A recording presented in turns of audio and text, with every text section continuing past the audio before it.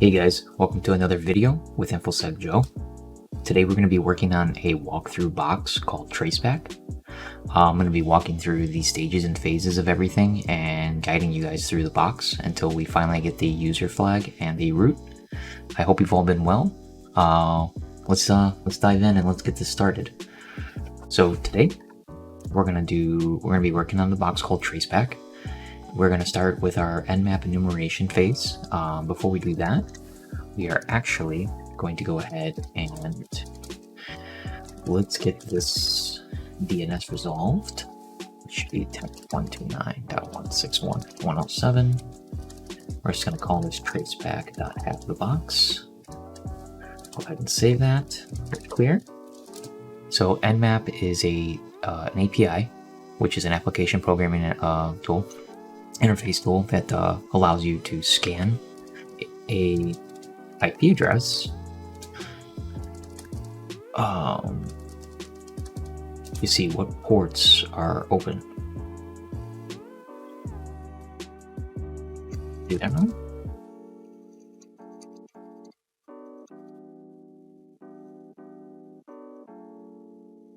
See what happened?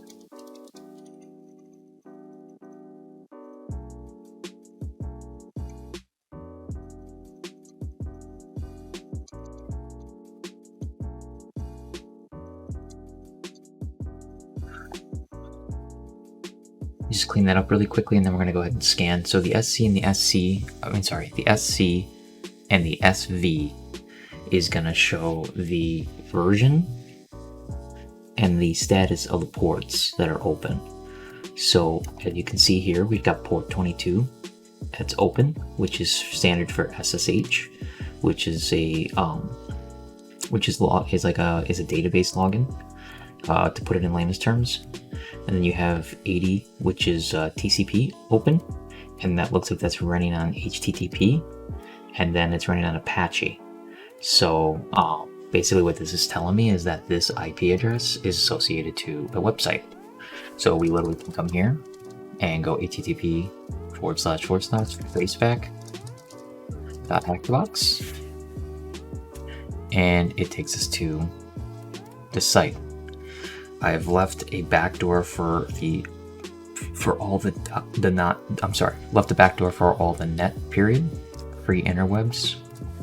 We could take a look at the source code and see if we see anything that's interesting in here that might be able to help us out.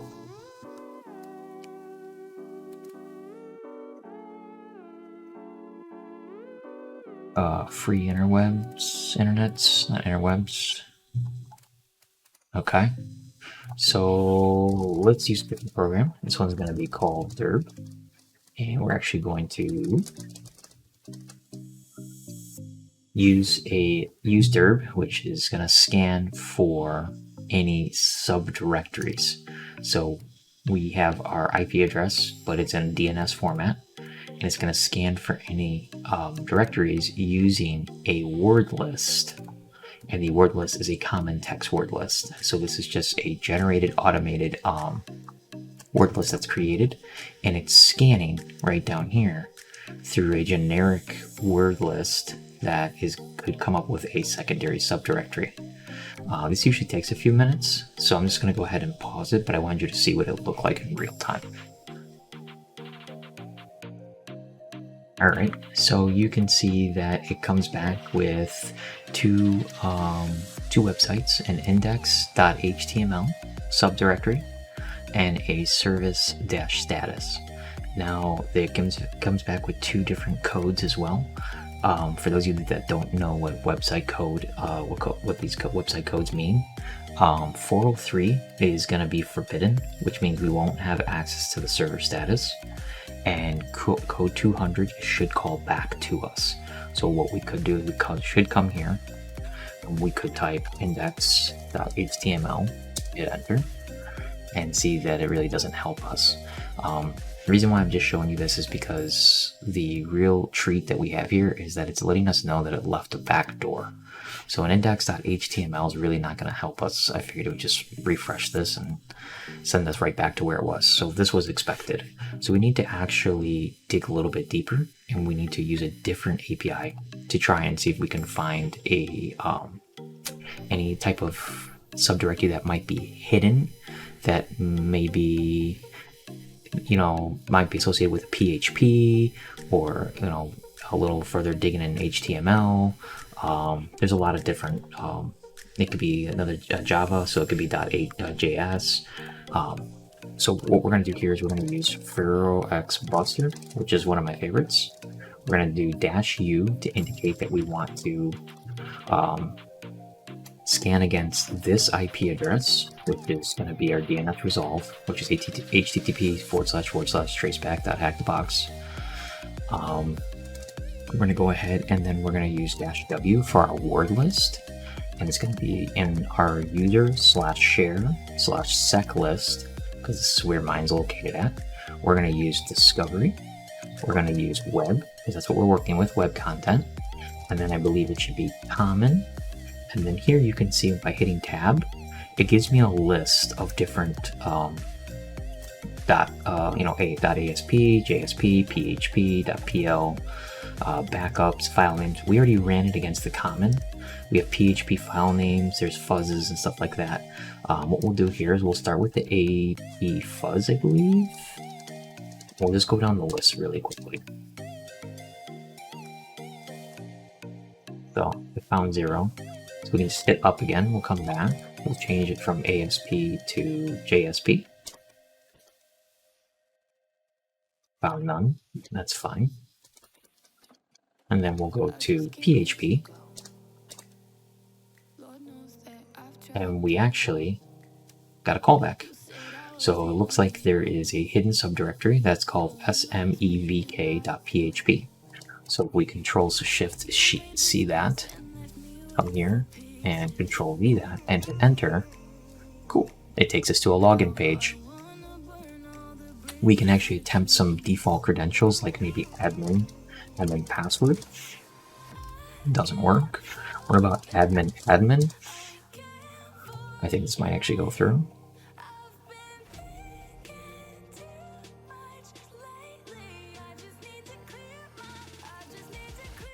Oh wow, so it went through. So we actually have access to the admin panel right off the bat, which is poorly secured at this point in time. You can clearly see that whoever had designed this website personally left it on the default login credentials, which ended up being admin. So it looks like we've got to change directory, we've got to make directory, which is writable, which is really nice, so we can create directories inside here, but we still don't have a solid connection between us and the actual IP address. We don't have a reverse shell pretty much. So at this point in time, we want to create a reverse shell. It looks like we have an executable right here. So the nice thing about having an executable is we can actually punch in a bash script that is very commonly used from pen test monkeys. It's just a source that I use a lot. You can see it's actually probably in here as we speak, which it is. So it's bash, -c, bash. So this is creating a reverse shell pretty much. And we're telling it to listen on this IP address. Unfortunately, I don't think that this is my IP address I wanted to listen to. The one that we wanted to is 14.61. So we're just going to come in here and change this to 61. And we're going to change this to port 1337 for lead. We can come here and we can go to, just make this a little bit bigger. We're going to change directories to hackthebox from the list. Do I have a traceback? I sure do. Jump over to traceback, clear this all up. So ncat, I'm going to tell it to be listening on port 1337. Did not mean to type that. And we will send and see if this works.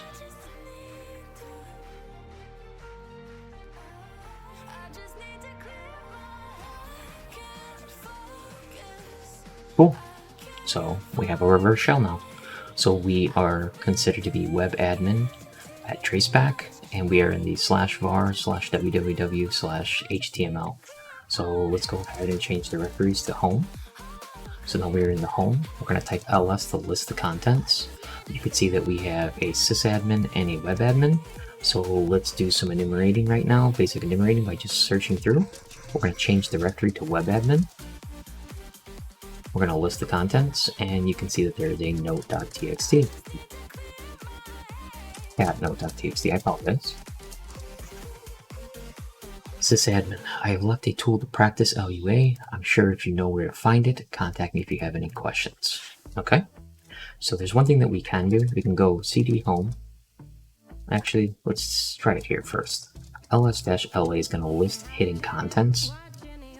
And basically you could see that there's a bash history, which means that we can take a look at the history that is inside the bash and see if they've written anything in here to help us maybe figure out what he's talking about, a practice LUA. Sorry, that's cat.bash history. The reason why we say cat is so that it'll display what exactly is going on. So it looks like there was a priv escalation LUA, and this is ran from Loveit.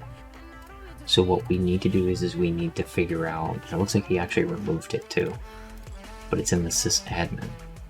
So I wonder if we can call back for that priv escalation LUA, or do we have to create it? I don't know. The sudo-l is for us the lateral change. So like for example, I do sudo-l. It shows you that sysadmin right here requires no password in the /home/sysadmin/Loveit directory. So just to kind of show you, we'll go /cd home, and we'll go to ls and say we want to change over to this admin. So we'll go cd sysadmin. We should get back permission denied. So this tells us that we don't have access to it.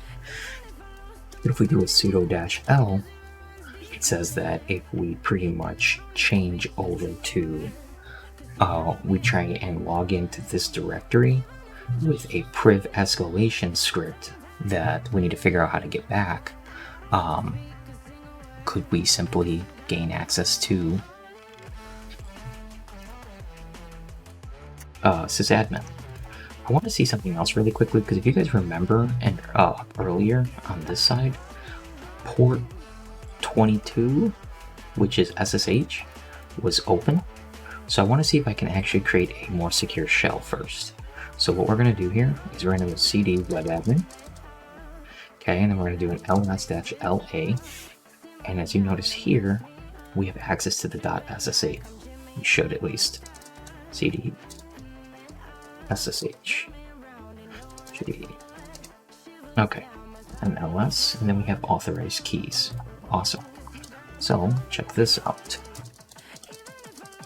We're actually going to see if we can get access right into the SSH file, or the SSH login. So we're going to go keygen.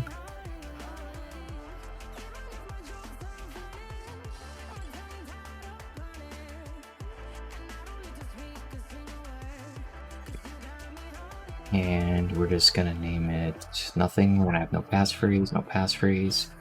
And here now we have keygen. So type ls. We should be able to cat. Did I do this wrong? I did do this wrong.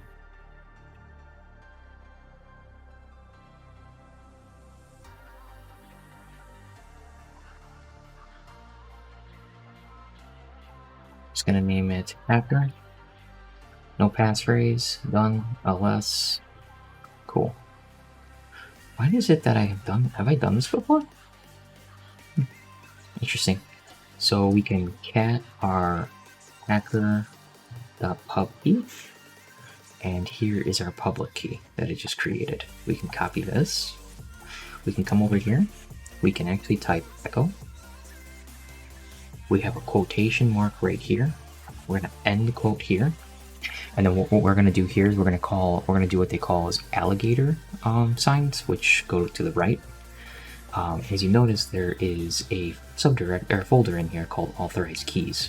So basically anyone that has an authorized key, which is what we just created on our end, on our local machine, if we add this key to the authorized keys, then we can go ahead and SSH in right from our own machine, and we no longer have to worry about creating a writable bash script and try and connect. They call this a half shell, is what it is. It's not a full shell. And the reason why they do that is because we've used command injection to try and have a reverse shell. I'd rather be directly connected to the box to have a more steady and safe shell. So I'm going to teach you a little trick here too as well. One alligator sign, which is right here, the right arrow, will actually replace everything that's inside the authorized keys and just put my key in there. Now you would say, okay, that's what we want to do. Sure. But this is what is a very noisy method, because let's say that there's a guy named Adam that owns Traceback, and Adam goes and tries to SSH in from his own home local machine, and no longer his credentials work because why? I've gone in and wiped out all the credentials and only added in mine. So this basically says that there's been a breach in the system. If we put 2 alligator signs, then that indicates that we are just adding our SSH key with the rest of the authorized keys. And obviously we would never name it hacker, but we would name it like, maybe we would do some more enumerating and find out another employee that works there. And now it'll be very random that another employee has 2 SSH keys to log in. A little bit unnoticed and slip underneath the radar.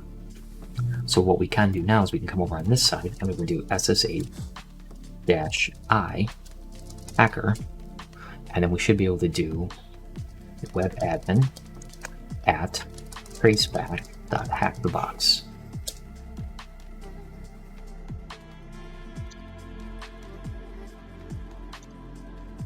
Or I just did this incorrectly, and it should be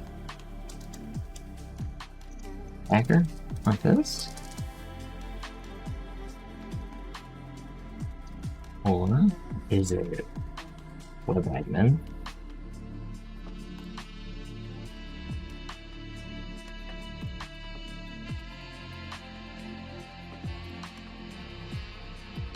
still asking for a password? So the question now is do I need to add this in here as well? Just because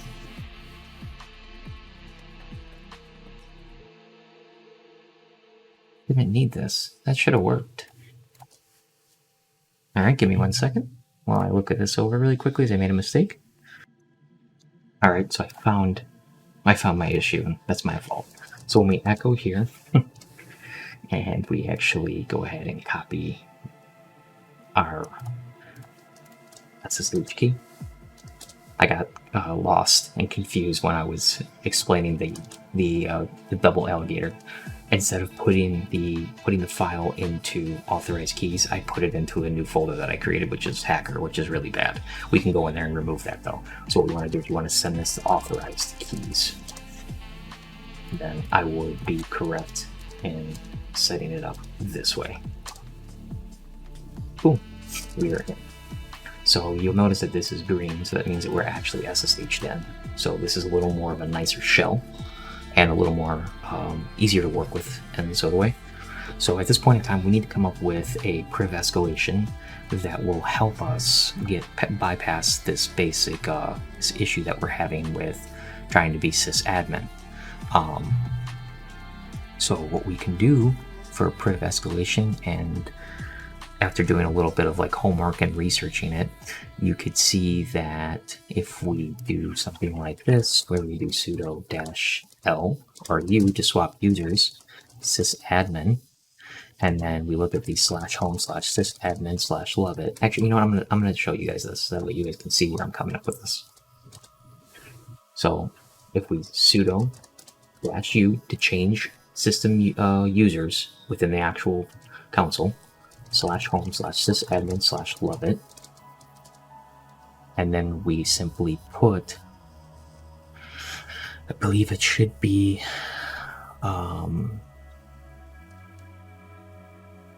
we hit enter.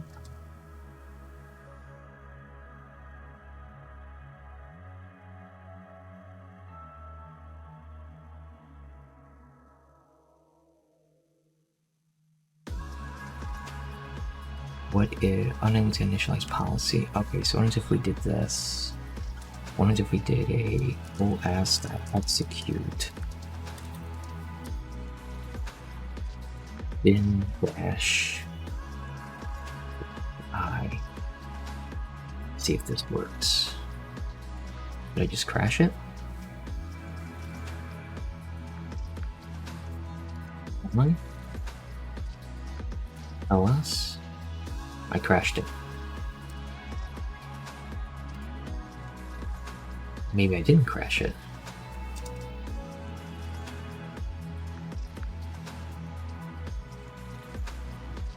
Let's go to one of my favorite websites and let's see if I can simply remember. I'm just gonna pause the video for 2 seconds, pull up the website. Alright, I've got my website. This is like a little cheat sheet pretty much. So, I'm wondering if I can get this to work.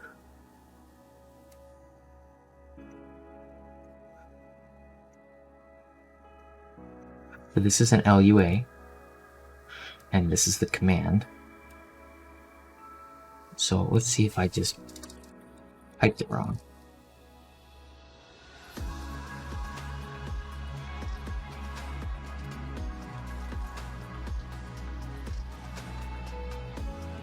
I guess it would help if I actually closed it out, because I didn't close this up here.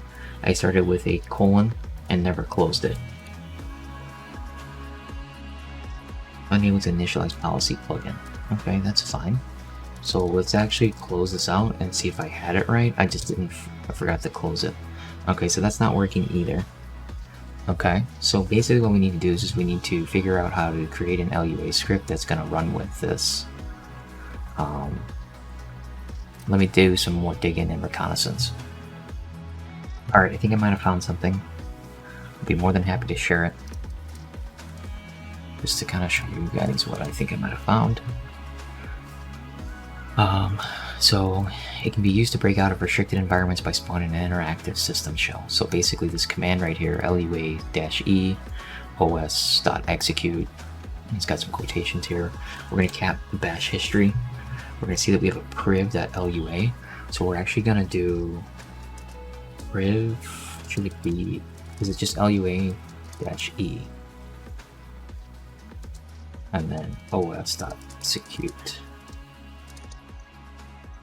/bin/sh.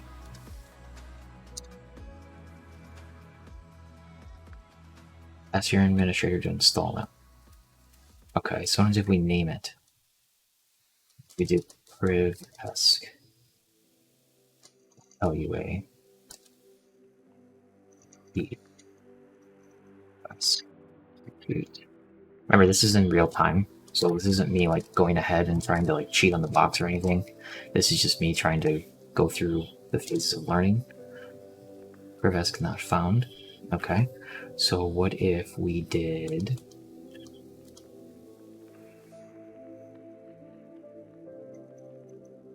we added lua-e to this?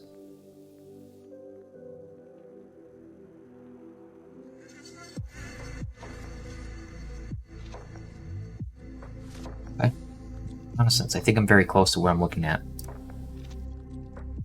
Alright, so I see what I was doing wrong earlier, and I'm just going to go over this really quickly. When we went to put in the new user, sudo-u, we didn't specify that we wanted to go to sysadmin. We just did sudo-u, and then we tried to go right to the directory. If you actually do sudo-u and then give it the actual the user that we want to transfer to, which is sysadmin, and then throw in the directory, we'll prompt with the welcome to the Lovett reply, which then we should be able to run this particular script in order for it to properly work. So what it actually should be, it should be just this part, period. Or I'm sorry, not this part, it should be this part is what we want. So we're just gonna go ahead and highlight this, Control-Shift-C, come down here, Control-Shift-V, hit enter, and then we should be able to, actually that's not gonna work because it has quotations. So it should be just os.execute bin.sh, enter.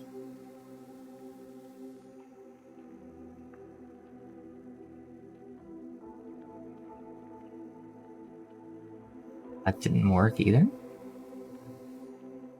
I should have a money sign.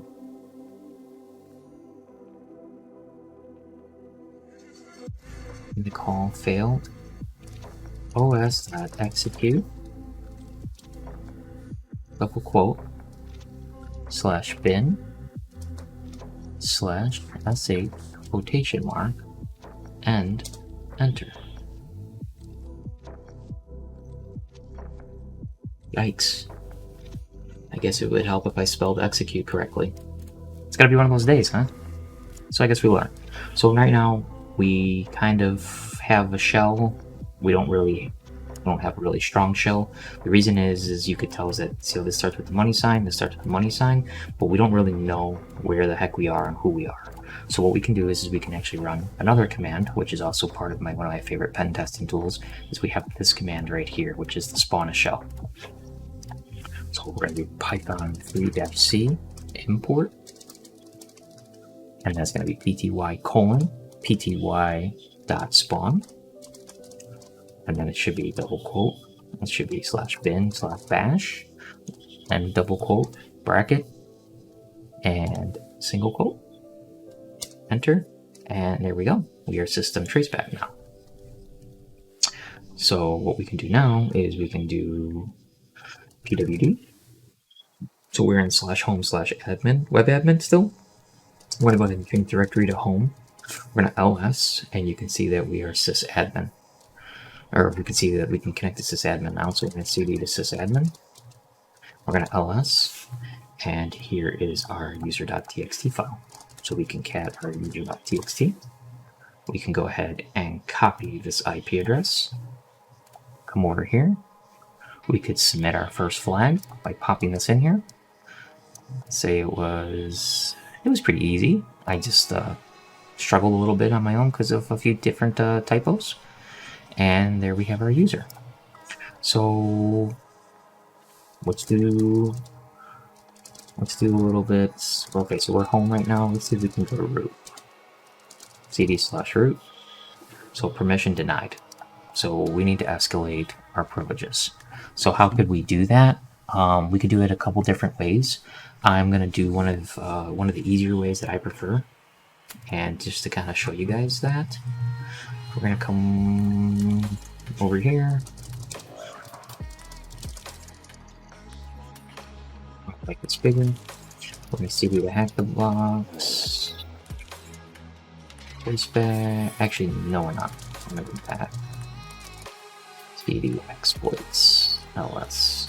So we're going to use linpiece. Linpiece is a tool that we can go ahead and open up. So we're just going to do python -m http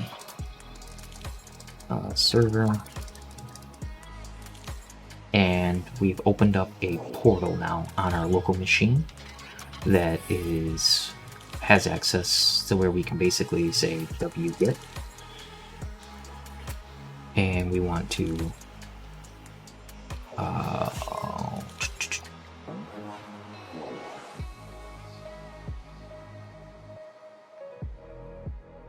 we're going to use our local machine. We're going to make a connection for 8000 linpiece.sh. So what we're doing right now is we opened up a portal. I keep saying portal. We opened up a port 8000 on our local machine to allow anyone to connect to us. At this point in time, anyone can connect to this port 8000 and view what's in these /home/pro/exploits, which is just basically my enumerating tools. I have a lot of tools that I set off to the side that are preloaded. Liberis sh is a privilege escalation tool. So we're going to go ahead and call that file, and we're going to get denied. That's not cool. What if we did the cd and we tried it here? Permission is denied. Okay. That's not good. That's not good at all. Oh.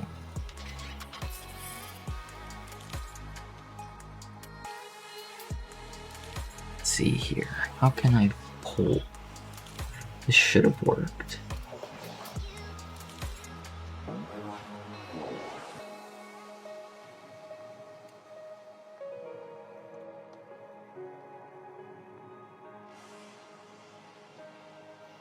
Okay. What if? Hang on, I have an idea. I think it might be because of the file. And I'll explain here. And this is just me going on a limb. So you notice that these are lit up as green because they're actually executable files. And these are white because these are text files. I've given these a certain access. So for example, if I were to chmod 0 linpiece sh and hit ls, you could see now that linpiece has no access. So let's go ahead and see if we can pull that file now.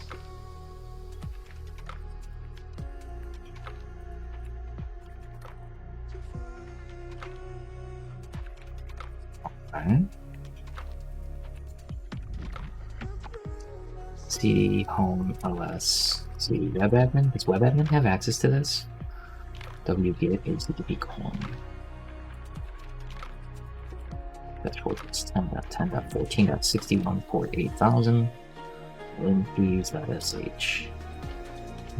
So we're just getting permission denied, even though it's trying to make the request over here on this side. We're getting permission denied. So I'm going to pause the video just to save you guys time, because we're getting it's 30 minutes now, and let's see if I can go ahead and try and figure out what's going on, and then once I figure it out, I'll explain. Alright, so silly mistake on my behalf, and I can explain what I was doing wrong. I was actually doing it from the actual root section, which I have no access to. That's why I'm getting permission denied. I didn't have writable access.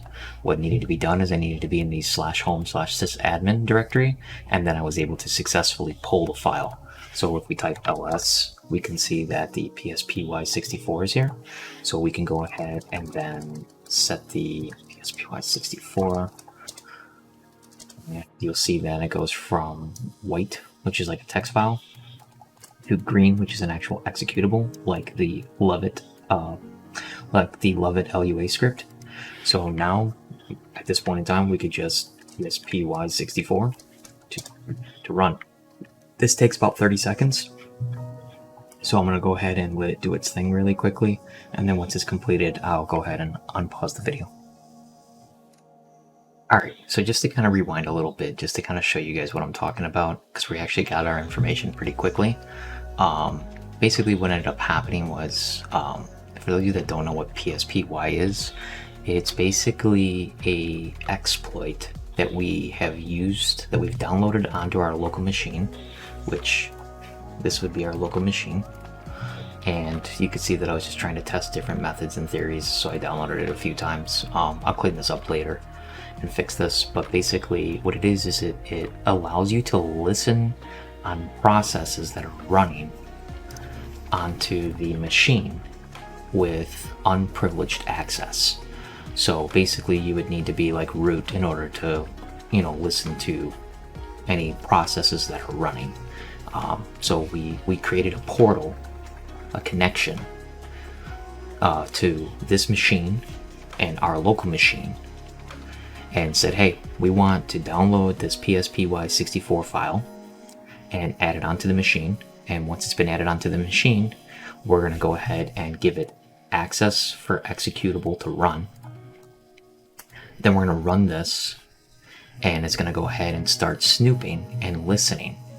And what keeps coming up, and that I noticed a lot, you can actually see here's our connection. This is just the history of things that are running in the background. What comes up a lot is this sleep 30 seconds process ID, and it seems that there is a bin shell running on process ID in the /var/backups /update-motd.d directory. So we're gonna head over here, and we're actually gonna go to, we're gonna cd to, let's do home. Actually, no, let's leave where we're at, because we want to be where we're at. We're gonna cd to /var/backups. Okay, then we're gonna do ls, and I'm actually not seeing what we're looking for, so we're gonna do an ls-la, and here's gonna be our update to motd. So we're gonna cd to /update-motd.d. Sorry, there should be no slash here. We're gonna ls, and here you can see that we have a header. So we have a help text, message to the day news. So let's go ahead and do cat. We don't actually have to have the quotations. We're gonna put them in there anyways. And this looks like this is something that looked like when we first logged into the SSH. So if you remember when we did this, SSH web admin at, sorry, Traceback hack the box.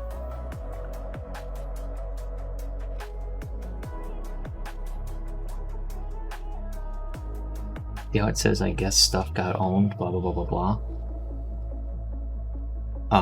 Basically what this is saying is that this is the header, and it refreshes every 30 seconds according to the sleep process. So what happens if we told the header to display our root file? We don't have access to root. We don't have access to the root folder either, but we can run scripts or commands as if it was a bin, as if it was a shell. So we could test this method simply just by putting anything in there, but it has to be fast because it refreshes every 30 seconds. So I think what we would need to do here is I need to first figure out how I log back in here again, because I goofed this up.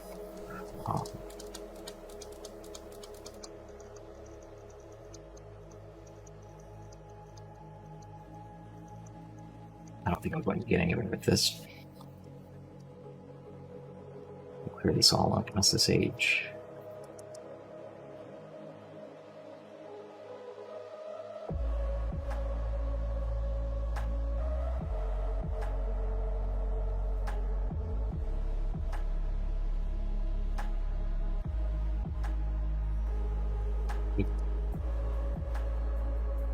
Confused if the SSH actually refreshes too as well. I don't want to back out of all this to start fresh. I'm sure we could do echo, and then we should be able to do cat, or couldn't we do nano, the OO header? Ready to continue.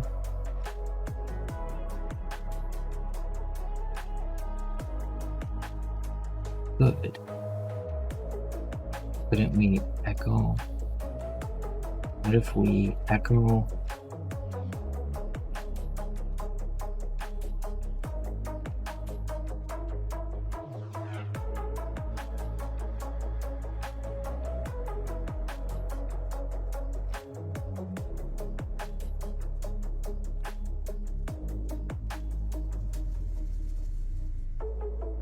Should be able to do that. Exit, save modified, error writing permission denied. Okay. So if we echo cat /root/root.txt into the OO header, what just happened?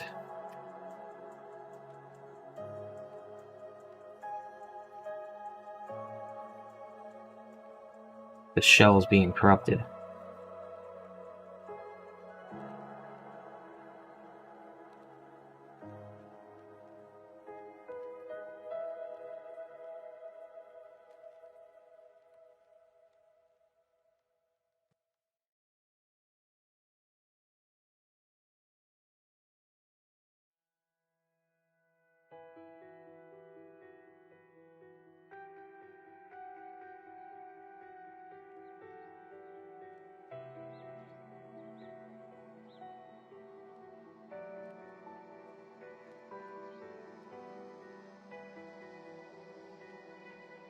Wow.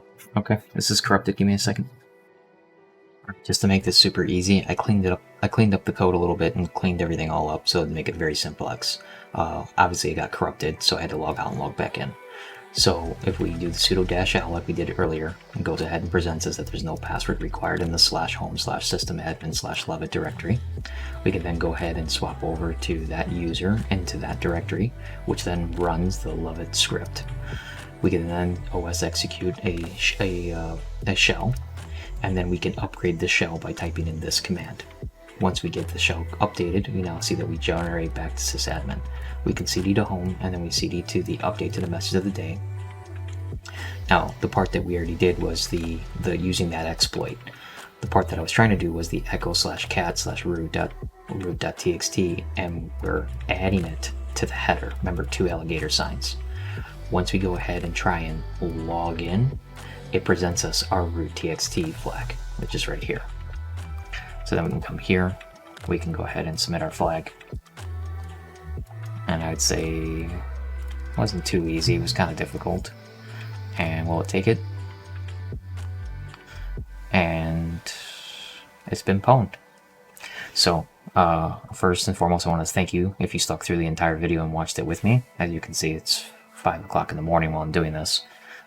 This is what I do when I'm bored and I can't sleep. So a lot of common mistakes made, but I appreciate you sticking it out with me and watching all the way to the end. I look forward to seeing you guys on the next video. I hope you guys take care, and see you in the next one.